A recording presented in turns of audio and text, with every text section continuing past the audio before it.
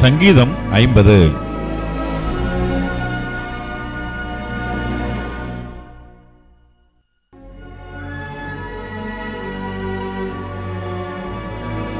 ஆசாபின் சங்கீதம்.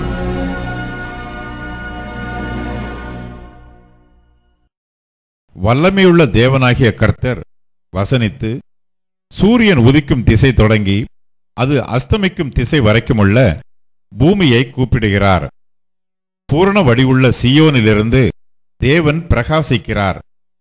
நம்முடைய தேவன் வருவார், மௌனமாயிரார். அவருக்கு முன் அக்கினி பட்சிக்கும். அவரைச் சுற்றிலும் மகா புசல் கொந்தளிப்பாயிருக்கும். அவர் தம்முடைய ஜனத்தை நியாயம் தீர்க்க உயர இருக்கும் வானங்களையும் பூமியையும் கூப்பிடுவார். பலியினாலே என்னோட உடன்படிக்கை பண்ணின என்னுடைய பரிசுத்தவான்களை என்னிடத்தில் கூட்டுங்கள் என்பார். வானங்கள் அவருடைய நீதியை அறிவிக்கும். தேவனே நியாயாதிபதி. என் ஜனமே கேள், நான் பேசுவேன். இஸ்ரவேலே, உனக்கு விரோதமாய் சாட்சியிடுவேன். நானே தேவன், உன் தேவனாய் இருக்கிறேன்.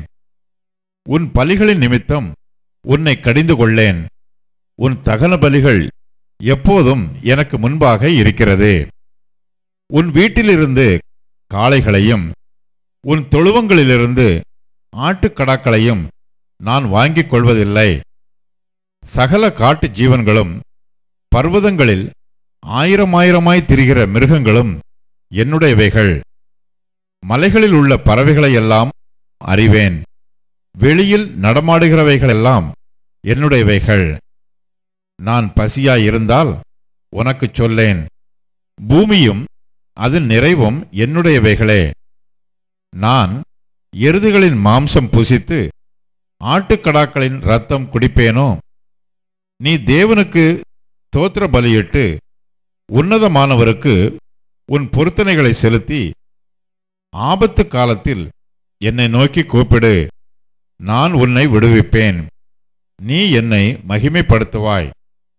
தேவன் துன்மார்க்கனை நோக்கி, நீ என் பிரமாணங்களை எடுத்துரைக்கவும் என் உடன்படிக்கையை உன் வாயினால் சொல்லவும் உனக்கு என்ன நியாயம் உண்டு?